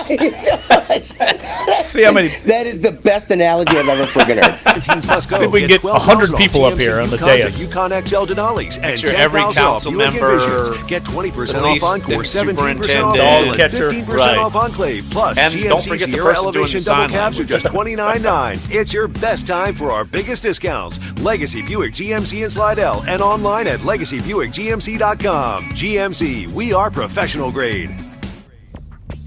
You know we got to do the video after this. This is Dunc and Holder on Sports 1280, New Orleans. Welcome back, Dunc and Holder. In about 7 or 8 minutes, we'll have Will Guillory on. Talk Pelicans. They're taking on the Nets tonight. But, Jeff, let's lean back to some football talk here. And you look at the way this division has kind of panned out, and you know me, I love my odds. I got an interesting email about some Bovada odds as far as going back to where the beginning of the season, where the over-unders were for each team. Right. And some interesting notes here as far as there are currently 13 teams that went under the posted win totals, including 4 of the top 6 teams they thought would be winners in the NFL this year. All going under their values were Green Bay, Seattle, Oakland, and Dallas. So people who thought all these teams were going to be good, this is about as unpredictable as of an NFL season that we've seen in quite some time. Yeah, I think there's still a chance for if Carolina were to win the NFC South. I know that's blasphemy to say right now in New Orleans, but there would be 3 division champions that finished last in 2016. The Rams, the Jaguars, and the Panthers all finished last in the respective divisions a year ago, have a chance to go from worst to first this year. Right now, Atlanta, their over-under is 9.5, so they might be correct on that, whether they can get over 9.5. They got to win. Carolina's already busted the over. Theirs was 8.5. The Saints, theirs was 8, so they blew that out the water. And Tampa, their over-under was 8.5, and yeah, they're not going to reach the over anytime soon. Maybe next year they'll add them both up and they'll reach the over. Just saying. Yeah, just saying. Maybe so. And some interesting over-unders as far as Saints-wise individual statistics, and we've already talked about Drew Brees. Some of the unders you could assume. The passing totals for Drew Brees, over-under was 4,900 yards. He would be under. Over-under at touchdown passes was 35. He's going to be well under that. Total interceptions for Drew Brees, 14.5. He's going to be well under that this year. Well under. Well under. Yeah, he's not even close. And I think we talked about it yesterday. He's within grasp of that NFL record for completion percentage. I think he's going to get it with no problem. I do too. Yeah, unless he throws for like 40%, which I doubt that's going to happen against Tampa. All right, what do you think? I think this is one game where they're going to be scoreboard watching. And I think, say at halftime, if the Saints are... I mean, if they're up 35-0, yes. I mean, do you think we see Chase Daniel this week? If they're up huge, just like what Pittsburgh did. They were up big in Houston, and they benched Roethlisberger and Le'Veon Bell. Yeah, they put Landry Jones in. Or if, for instance, Carolina's getting throttled by the Falcons. Say they're getting beat 28-0 and it looks like they're going to lose. The Saints can afford to lose. I think they'll be scoreboard watching, and I think they should. I do too. Yeah. I would like to see them put in Taysom Hill at quarterback. No, they're going to put him in at defensive end. Let's see Taysom Hill, this wunderkind we've been hearing about. He's become this like mythological figure. We hear these incredible stories about what he does in practice on the scout team. This incredible athletic marvel. Put him out there. Run the Wildcat or something. You know what else is a mythological figure? Adrian Peterson with the Saints. Total myth. You know what his over-under was? 750 yards rushing with the Saints. You know what his over-under was for touchdowns with the Saints this year? 7.5. Sorry, Adrian Peterson. Didn't work out for you. Well, wait. Remember I wrote about that this summer. Of course, Saints fans pilloried me as usual. He had incentives in his contract, if you remember. Yes. 1,500 rushing yards was one of his incentives. Oh, my gosh. 10 touchdowns. He gets $1 million bonus if he ran for 1,500 yards for the Saints. Yeah, that was going to happen. Mark Ingram's over-under was 750 yards and 6.5 touchdowns. Well over that. Michael Thomas's over-under on receiving yards, according to Bovada, 1,200. And so he's right on the borderline of making that. And then receiving touchdowns, 8.5. He went well under. Poor Willie Snead. You know what we should do one day on the program? I think this would be fun. You don't want me to humiliate Willie Snead? I'm on a roll here, though. Don't stop me. I'm on a roll. Go ahead, Jeff. We should go back. You and I both. I think it would be fun. Maybe it wouldn't be fun. Maybe you and I would be the only ones that think it's fun. Uh-oh. Go back and read some of the comments on some of our columns back when we wrote them. That would be terrible. No, it'd be fun. Be buffoons? So I wrote this column about Brees. About Adrian Peterson, and here's the first comment: if Adrian Peterson believes he can, and you're in his corner, why spread doubt? It's all in his confidence. You think you can, you can. So what is he like the train? If you think I think I can. What is I can get 1,500 yards. I can wish it into reality. He's Thomas the Train. I think I can. I can get over that hill. No, Adrian Peterson, you are over the hill. Sorry, bud. No, right. No. I think it'd be fun to read some of the comments on some of your columns. Maybe so. Yeah. Just it's like mean tweets. Very similar thing. I think we could do that. That's a popular segment on Jimmy Kimmel. This might be mean, but Willie Snead's over/under for 2017 was 950 yards and 5.5 touchdowns. Slightly under. Poor Willie. Slightly under. So what's the future of Willie Snead? Let's talk about that real quick. What do you think's going to happen? I think he's gone pecan. Why would he want to come back? I don't think they would want to. Is he able to be a restricted free agent? I'm not 100% sure. He was in exclusive rights this year. He's restricted next year. So I don't think the Saints put a tender on him. I think much depends on what happens in the offseason of player procurement. Do they bring in a free agent, draft a receiver? But, man, he's been MIA this season. I've never seen a player quite drop off the cliff like he did. No. We saw Lance Moore kind of tail off, and it was basically you saw his production being taken away, but it wasn't this dramatic. And if I'm him, I want out. I can tell you that. I think he wants to go somewhere else. But I'm just not sure he's going to succeed anywhere else. Well, he's not succeeding here. Might as well give it a shot somewhere else. But that's the dilemma you have. When you're in this offense, you're only one injury away from being in a major role and all of a sudden putting up pretty good numbers. And every receiver that left here, with the exception of Cooks, I haven't looked at his numbers lately, dropped off. Robert Meacham dropped off. Lance Moore dropped off. It happens. Absolutely. Let's take a break right here on the show. We'll spin it to the Pelicans, take on the Nets tonight. Of course, you can listen to that game on our sister station, 99.5 FM WRNO, but you can follow Will Guillory's coverage. You can follow all that, and we will talk with him next. Sports1280, NOLA.com, and the iHeartRadio app. We're Dunc and Holder. Well, here's the greatest comment of all. Larry Duncan summed it up together this winter in a great article. Larry Duncan. It's brought to you by the T.J. Martell Foundation. Good morning from How the does that Weather happen? Center. I'm meteorologist They Shelby think we're the Latino. same We have some person. showers Larry out Duncan. there this morning, and we will see cloud cover lasting throughout the day. It That's does the look like first. I don't think I've ever temperatures will seen remain that. fairly Oh, steady I've in been- those mid to upper 40s trust all me, day people- long. Oh, I Temperatures commented on will it. fall That Larry into the Duncan always 40s writes great overnight, articles. and it looks like People we're have staying in the 40s again always been tomorrow. like, From the "You're Fox just State Weather Center, I'm Jeff meteorologist Duncan, that's Shelby all you Latino. are." Have a great day. Join the T.J. Martell Foundation in the fight against Get a new leukemia, stick. cancer, and AIDS. Your Just support as helps is. facilitate Everything you write is a cutting-edge joke, research Duncan. that will lead to more effective treatments and Comment. save more lives. Sam Hackney. Visit tjmartell.org to learn more.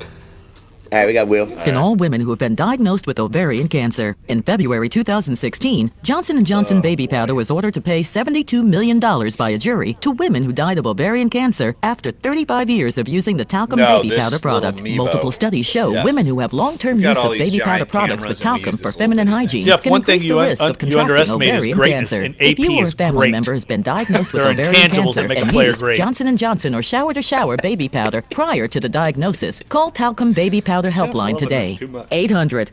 800-457-3280. Yes, over-under for Cam You Jordan may sacks be this entitled year to was 8. substantial compensation. The consultation is free, and you'll pay nothing unless there is a recovery in your favor. If you or a loved one used talcum baby powder-based I use products every day. I before got being more diagnosed with rings or over died here. from We ovarian need cancer, coasters. call Duncan Talcum Holder Baby Powder coasters. Helpline today. Koozies. I did get the 3280. I got the 800 tip from 457 Team Gleason 3280. on shirt. 800 457. Oh, I actually got koozies coming in for the Weekend Geek Show. What? Yeah, I love it. I might have to do a little barter and trade. Yeah, that's actually what we did. We got a friend of ours has a friend who has, I forgot, Breton Sign Works, I think is what the name of the company is. Right. And so, yeah, we're just doing it in trade. We're going to, run a bunch of their commercials on our show to pay it off. Well, what I meant is barter and trade with you. Wants your The thought of winter. I want You want my a Weekend Geek koozie for a Duncan Holder T-shirt. Ooh, all right. That's some serious horse trading. I like it. Do you understand how much That's it why costs to make Duralast batteries koozie? are tested to Probably perform in about harsh 15 conditions. cents. I want to So be giving even away a if it's shirt. below- The most expensive part is actually getting them to make like the screen and all this other stuff because it costs to get that stuff done. Once they've got the screen, it don't cost them a whole hell of a lot though. Right. Well, I'm adamant though about With the new getting Voice a by good app. T-shirt. It's so The addictive. quality of It the lets you shirt's record what's your most voice for important. Yeah, right. So many people do It ain't these. comfy. Ain't nobody gonna wear it. Right. You put on these Yeah. stupid VoiceBite cardboard also T-shirts. has Nobody this wants to really wear that. fun voice messaging feature, which I use. We will all have the real time. big boy apart go do in a the dry rain. fit. We will have great T-shirts. 40 are using VoiceBite. Record a song request using hashtag AT40 song request, and you could be the star of the show. I'm downloading voice. All right, here we go. It is BYTE. Yo, this Jay Tweezy keeping it off the heezy for sheezy with them 504 boys, you dig? Check it. This here is to be played loud as possible, preferably in residential neighborhoods and nightclubs. Grab your shorty and break to the double up. Wobble, wobble. Your home for home team talk. Oh shoot, Will dropped off. All right. Welcome back, Duncan Holder on the JCZ Patweezy Sheezy. Did you catch all those lines, Jeff? What you're Yes. supposed to do with that music? That's a common phrase I use. in You're down with the conversation. lingo? Yeah, I use that. I used it at the grocery store a little while ago.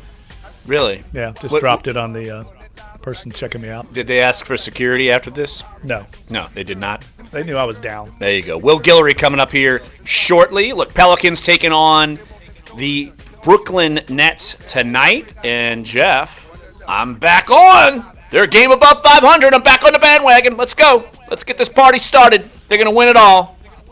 Don't fall in the trap, Larry.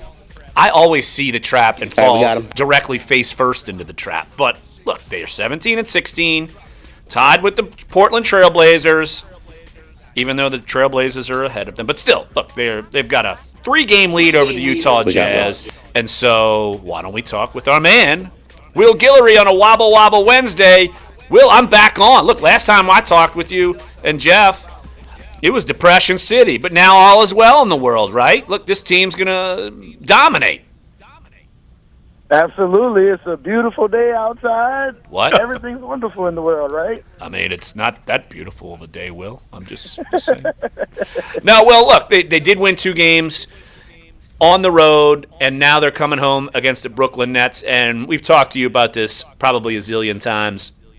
At least for the vast, vast majority, Pelicans are winning games they're supposed to be winning, and I know like I said last time we talked with you, this is a stretch where they can finally make some leeway as far as the record's concerned. What have you been seeing from this team through these last 2 games where they've won, not by the skin of their teeth, they've won in pretty convincing fashion? Yeah, the last 2 games, they pretty much blew Orlando and Miami out. Probably 2 of their most convincing wins of the season. I think the thing that stood out from those 2 games was just the way they played on defense. We've talked all year about how this team has struggled on defense, and despite, how much talent they have on that end with Anthony Davis, Drew Holiday, Rondo, some of the guys they have, they still haven't figured out how to really consistently get stops on that end. But to see the way that they kind of shut down Orlando and Miami, especially Miami, one of the better offensive teams around the league, has to be really promising for them, and now they're going to get tested again with some of these teams, even though their record might not be as good coming in here with Brooklyn, Dallas, and the Knicks. There's still, some really good offensive teams, some teams that can test the Pelicans, so it's going to be, another opportunity for New Orleans to kind of prove that they can maintain this defense that they've been showing recently. Yeah, Will, and I saw where this week the Pelicans were talking about trying to continue to improve their ball movement. I mean, we all know that's the key to the Alvin Gentry offensive system. Chris Finch brought in also to kind of retool the offense a little bit. And, DeMarcus Cousins talked about that. He said you got to buy into it. But it's clear when this team moves the ball, when their assist numbers are up, they are one of the better offensive teams in the league when they get everybody involved. Do you think this is just, locker room talk, or do you think they're actually buying into that philosophy? Yeah, I think the numbers kind of bear out that they're completely buying into the system. I mean, they're number 2 in the league in assists. The only team ahead of them is Golden State, and they have, historic numbers as far as sharing the ball. So I think to see how much success this team is already having sharing the ball, playing together, I think has to be promising for Alvin Gentry. And I think really the most surprising part about it is the fact that they've come together so quickly. I think a lot of the teams you look at, like the Cleveland Cavaliers of the world or the Golden States of the world, those are teams that have been together for a few years. Those guys have kind of built that chemistry over time. And with this New Orleans team, I mean, DeMarcus just got here last year. Rondo's in his first season with the team. Etuan just joined the team last year. So a lot of these guys are really still building that chemistry, but they're sharing the ball extremely well. They're playing together. So the biggest thing now is just to keep that up, make sure guys like Drew Holiday, Etuan Moore, some of the guys outside of DeMarcus and Anthony Davis are continuing to have these big nights, because when you get that, it's hard to double and pack the paint the way teams did against these 2 big guys earlier in the year when you've got one of the best three-point shooting teams around the league. The ball's moving around. It's really hard to defend against that. And it's even harder when you're saying, okay, well, we're going to have to play against one-on-one against Anthony Davis and DeMarcus Cousins. We all know how that's going to end, right? Yes, sir. Will Guillory, NOLA.com, the Time Speak Union, covers the Pelicans. Here with us, joining us right here on Dunc and Holder. Look, they're taking on Brooklyn tonight, Dallas on Friday, the Knicks on Saturday, all in the Smoothie King Center. And you look at these opponents and you figure the Pelicans should continue this. And yet, at times, we've seen lapses, and they probably want to make the fans pull their hair out a lot. But these 3 games, I mean, the Pelicans should have no problem with these 3 games, right? Or am I underestimating these teams? Maybe even the Knicks. Look, they got Porzingis, and I thought I saw Enes Kanter had 30 and 20. The Mavs on Christmas. Can be kind of prickly. The Mavs, you never know. They've beaten some pretty good teams lately. Yeah, and I think Brooklyn as well. They're kind of frisky. Last year they came down here into the Smoothie King Center and dropped 143 points or something like that on the Pelicans. So these teams, they're a little frisky. I think this year is kind of unique because there isn't really that Philadelphia 76ers top team where they're probably going to finish with 9 wins by the end of the year.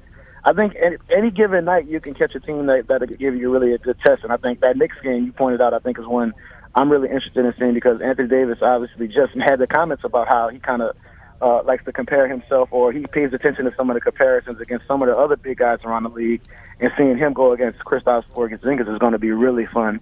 But I think I agree with you. I think going into these 3 games, the Pelicans have to feel like they have a really good chance to win all 3 of these games.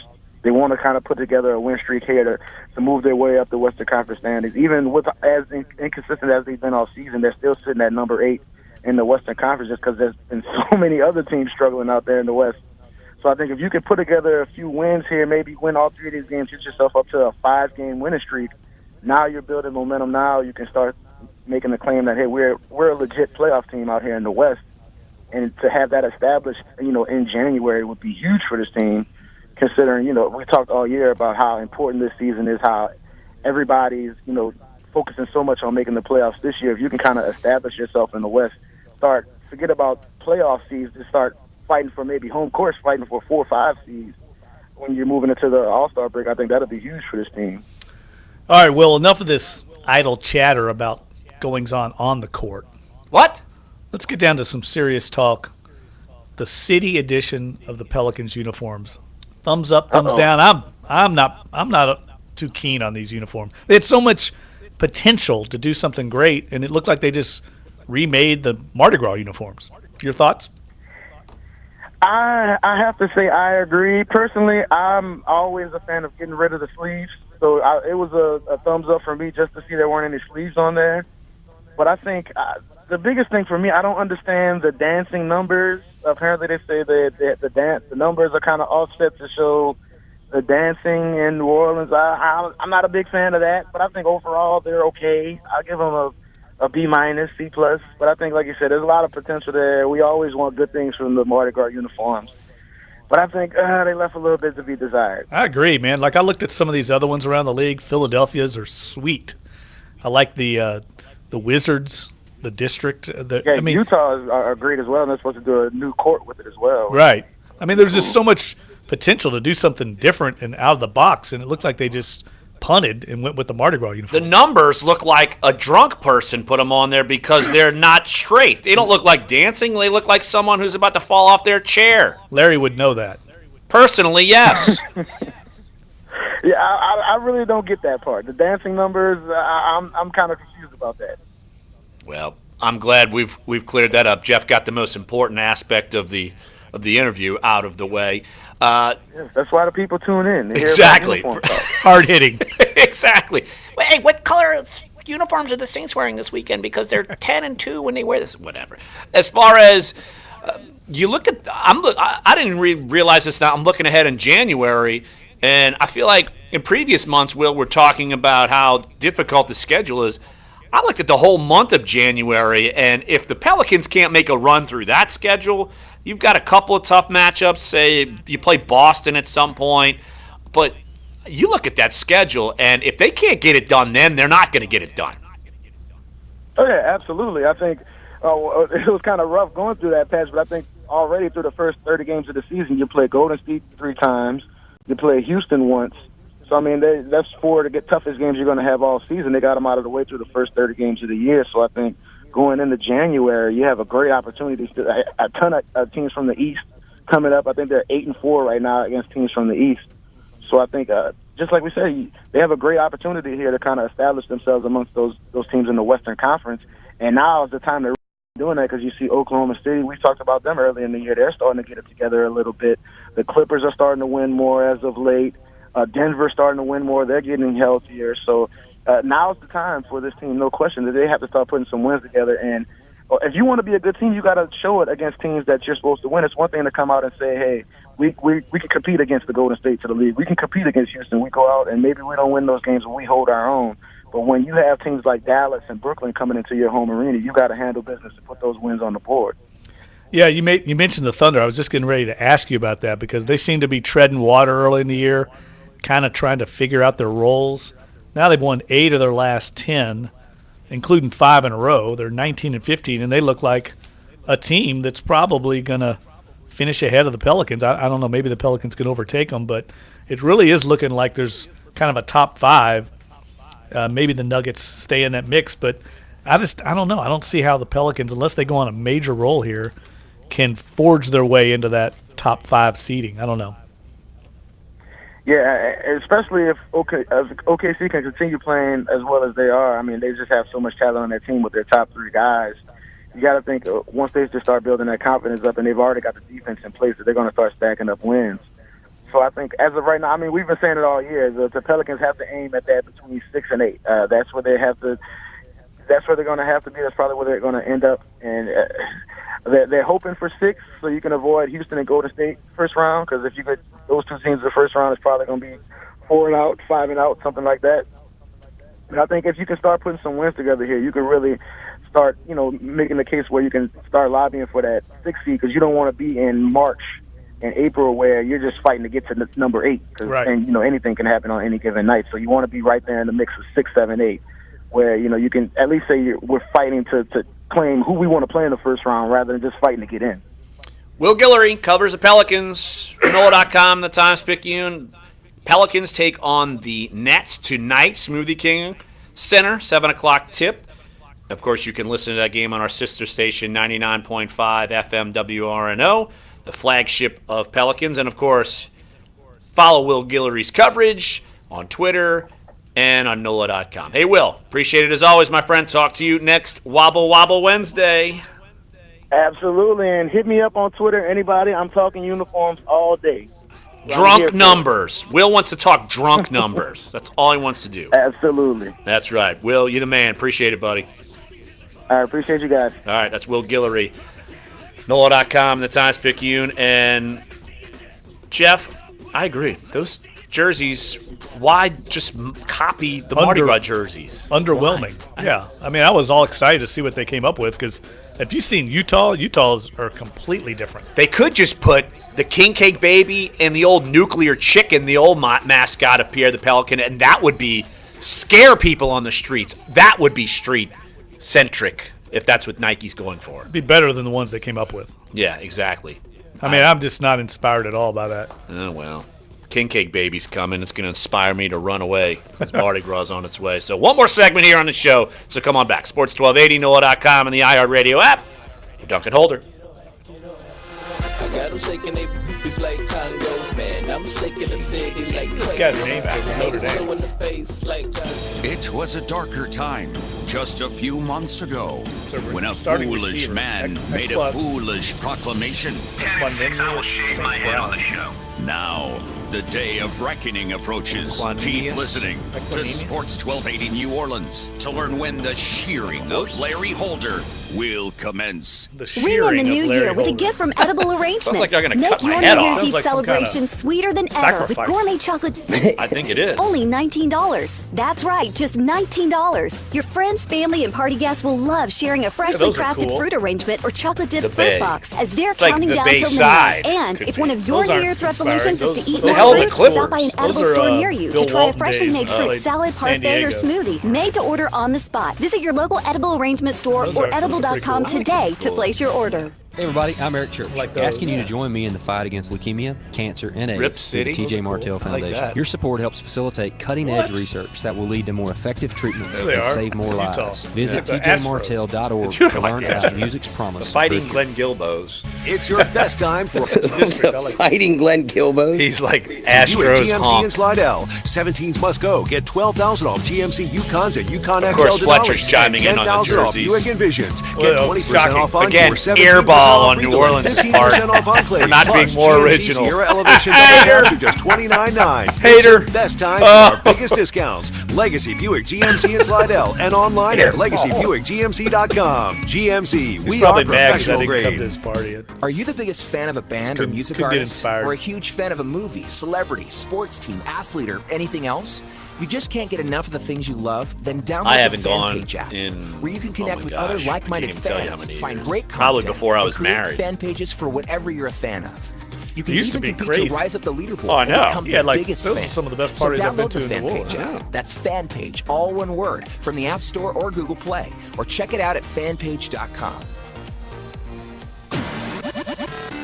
Archiving tweets at the Library of Congress is coming to an end. Sort of. The nation's largest library announced on Tuesday that moving forward, it will limit its collections to tweets that are deemed significant. Tweets collected and archived will be thematic and event-based like elections, the library said. Apple was trading lower on Tuesday following reports of very weak demand for its new iPhone 10. Reports also say Apple will slash its sales forecast for the 10, which went on sale Ordered in an November. Apple Watch last Looks like Uber has 30 seconds. Gave its myself a money-losing birthday, Christmas exchange gift. leasing business. The Wall Street Journal reports that a startup called Fair.com I have no will buy idea the what I'm business getting for an into. I was about to undisclosed say. amount. Looks like a Fair.com lot of offers technical open stuff on there. leases for Good luck. used cars. Thanks. Amazon It says might it's seeing explode on your extraordinary wrist. sales of its Alexa devices. The online retailer says in a statement that tens of millions of Alexa-enabled devices have sold around the world during this holiday season. Amazon's Echo Dot device was the best-selling device the holiday. Yeah, those things are cheap. Update. Doug Parrish, NBC News Radio.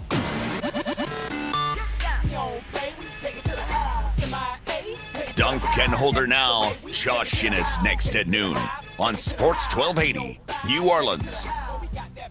All right, Jeff, you've got an equal hater on the Pelicans. What are they? The city jerseys? What are they? City edition. City edition. Nike. They're basically Nike's trying to get some promotional run. Right. And came up with these uniforms. I don't know how long they're wearing them. That's the one thing I don't know. So it's not like Mardi Gras season where they wear them all the time. They're all the same. Well, that might be what the Pelicans were thinking. So the Pelicans came up with this design. Well, I think they worked in conjunction with So Nike didn't just throw this on them. No. They worked together on this. Well, this is back with now. Now it makes sense. I mean, they thought the nuclear chicken would be good. I mean, a.k.a. Pierre, the original Pierre the Pelican. Oh, my God, that haunting crazed bird. That bird looked like it came straight out of Chernobyl. Yeah, like a nuclear explosion, and that's what the original Pelicans mascot was at first. And then we've got the ominous, just terrifying King Cake Baby, easily the scariest mascot in all of sports. There's no question. I mean, nothing. I mean, it's straight out of your nightmares. I don't even want to have a nightmare. That's a nightmare just thinking about that thing. I know. He's coming back soon, unfortunately. Great. Awesome. I'm sure he'll pop up in our NOLA.com Times Picayune office. King Cake Baby might crash the show.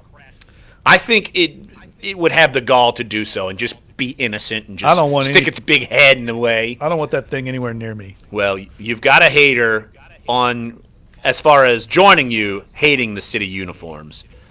Predictably, one outspoken about anything Pelicans, Fletcher Mackle from WDSU, saying on Twitter, again, airball on New Orleans' part for not being more original, hashtag tricentennial, hashtag Fats Domino. So you've got company, Jeff. I'm not a big fan. I think the numbers look drunk, like I said, but you and Fletcher are on the hate train. I feel about the Pelicans City Edition jerseys about the same way I feel about Butt Pick. It's about a similar way. C-level. You've got to be kidding me. C-level achievement. You have got to be kidding me. It is almost identical. C-level. Had a chance to go A or B, punted and went for a C. Just got by. It's like D-Day. You're like D-Day in Animal House. D-Day has no GPA, so that's F-. Do you remember? No. He's not even Bluto. 0.0, no. Christ, 6 years of college down the drain. Exactly. No kidding. But if you missed any of the show, sports1280.com, NOLA.com, iTunes, SoundCloud, and YouTube page. And just real quick, I know Corey Johnson put it out there on his Twitter today. Might as well start promoting this because it is even more local sports talk with more local voices than we've had in the city's history, I'd say. Awesome lineup. Starting in January from 6 to 10 a.m., we're going to have Josh Ennis. 10 to noon is going to be good old Dunc and Holder. We're not moving. We're not going anywhere. From noon to 2, we're bringing on Eric Asher, of course, tells it like it is, even though sometimes you disagree. Tells it like it is, and great to be having him join the program lineup, and brings me back to my old school radio days back at 690 when it was myself and the Goose, Gus Cattengill, followed by Asher, and then it was Corey Johnson. But Eric Asher from noon to 2. Chris Gordy moving his show from 2 to 4. I think that's perfect in that time slot. Brings you all the latest news, great guests. He's going to be on from 2 to 4. And then the man, Corey Johnson, from 4 to 6. So 6 to 6 local sports talk here on Sports 1280. I'm fired up. It just means people are listening, people want more, and we're going to give it to you here at Sports 1280. Great stuff coming down. Yeah, it's an awesome lineup. Really excited about Eric Asher joining the lineup. And, man, we're excited. We've had a blast doing the show, and we're still on the air. Hey, breaking news real quick. Patrick Mahomes is going to start for the Chiefs this week. So Saints fans get a chance to see what might have been. What if he's so great that they just say, forget it, Alex Smith, you're not playing in the playoffs? I don't think that's going to happen. You never know. You mean Wally Pipped kind of? I don't think so. But he could be next year. He could easily be next year. Yeah. I think the topsy-turvy year of Kansas City. And, yeah, you're right. What could have been. Imagine, I still can't get over this. I think Saints fans would throw up in their mouths if they took Patrick Mahomes and were not able to take Marshawn Lattimore. Because the only way they would have taken Mahomes is if Lattimore was off the board. Don't be mistaken. It was never going to be Lattimore or Mahomes. Lattimore, run to the podium. But the last time I remember Sean Payton being so fired up about a quarterback in the draft, he was obviously excited about Patrick Mahomes. And the guy before that was Jimmy G. And he was spot on about Garoppolo. He looks like a future star. And Garoppolo has all the traits that would have made him incredibly successful in the Saints system. Gets the ball out quick, reads defenses, quick trigger, very accurate, all the things that Drew Brees is. I think Garoppolo's got a chance to be down the road. I thought for sure he was so fired up for Garrett Grayson. You don't remember that? Well, I kind of excluded that. I wonder why you excluded that. Stunning. He seems to think Taysom Hill is that kind of guy. We'll see. Well, he might be playing tight end by the end of today. He's enamored. He told Troy Aikman the next quarterback for the Saints is 40. In the building. He told you that too. I know, but I mean, that's pretty strong words. Yeah. Want to thank Ron Higgins. Want to thank Will Guillory for jumping on the show. Tomorrow, we will have NFL insider Adam Kaplan's going to join us. You remember him from being on ESPN. He's covered the NFL for a long time. We'll get his perspective on the Saints. 20. And he's in Philadelphia, so he's got the pulse of the Eagles. And Todd Graffinini, voice of the Tulane Green Wave, will join us tomorrow as well. Tulane taking on Temple to start conference play. 10. So catch us tomorrow, noon to 12, excuse me. I'm not going 4 hours. Come on back tomorrow. Duncan Holder. I'm Big Bang. I am the chief. Attention all women who have been diagnosed with ovarian I love the Hi, outro. guys. It's awesome. 2016. Sugar Hill Gang. Was ordered to pay $72 million by a jury to women who died of ovarian cancer after 35 years of using the talcum baby powder product. Multiple studies show women who have long-term use of baby powder products with talcum for feminine hygiene can increase the risk of contracting ovarian cancer. If you or a family member has been diagnosed with ovarian cancer and used Johnson & Johnson or Shower to Shower baby powder prior to the diagnosis, call Talcum Baby Powder Helpline today. 800-457-3280. You may be entitled to substantial compensation. The consultation is free, and you'll pay nothing unless there is a recovery in your favor. If you or a loved one used talcum baby powder-based products before being diagnosed with or died from ovarian cancer, call Talcum Baby Powder Helpline today.